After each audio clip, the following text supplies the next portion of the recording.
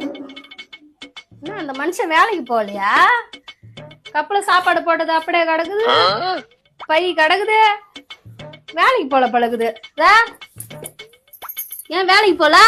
தலை வலிக்குது, உடம்பு சரியில்லை. தலை வலிக்குதா? படுத்துக்கு படுத்துக்கு. சங்கத்துல வேற போன மாசமே 2500 ரூபாய் கட்டலான்னு கேட்டாங்க, இந்த மாசமும் கட்டலான்னு கேட்பாங்க. உனக்கு தலை வலிக்குது, நீ படுத்துக்கு.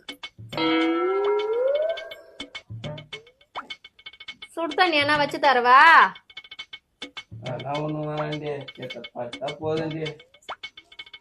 சிலிண்டர் வேற நாளைக்கே இன்னைக்கேன்னு இருக்குது, அதுதான் சொல்றேன். உனக்கு தலை வலிக்குது, படுத்துக்கு. கஞ்சி என்ன வச்சு தருவா? ஏய் மாத்திரை போட்டுக்கிறேன், தூங்குனா சரியா போயிருந்து. அரிசி வேற ஒரு படி தான் இருக்குது, அதுக்குதான் சொல்றோம். உனக்கு தலைவலி, படுத்துக்கு படுத்துக்கு. தண்டல்காரங்க வேற வருவாங்க, போன வாரமே இல்லைன்னு சொல்லிட்டான், இந்த வாரமும் வந்து வாசல்ல நிப்பாங்க. விதி இனிமே உடம்பு சரியில்லாம் சத்தியமா இந்த வீட்டுல படுக்க மாட்டேன். எதா இருந்தாலும் வேலை மேல போய் ஆகட்டும், எனக்கு படுக்க மாட்டேங்க. உடம்பு சரியில்லை ஆமா பையன் எங்க இருக்க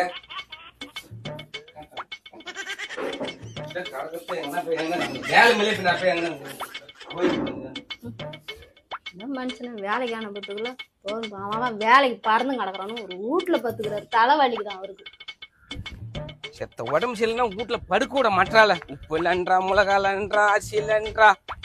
டேய் டேய் டேய், என்னடா உடம்பு சரியில்லை மாத்திரை போட்டு படுக்க போறேன்னு பைய தூக்கி நீங்க வேலைக்கு போறியா? அதான்டா கேக்குறா. செத்த உடம்பு சரியில்லை வீட்டுல படுக்க விட மாட்டாடா. ஐயா யாரு? அந்த ராட்சசி. யாரு உன் பொண்டாட்டியா? ஆமாண்டா. அட இப்ப வேலைக்கு தான் கிளம்புறியா? எதா இருந்தாலும் அந்த வேலையில போய் ஆகட்டும் எனக்கு. நான் போன்றேன். சரி சரி அப்பா.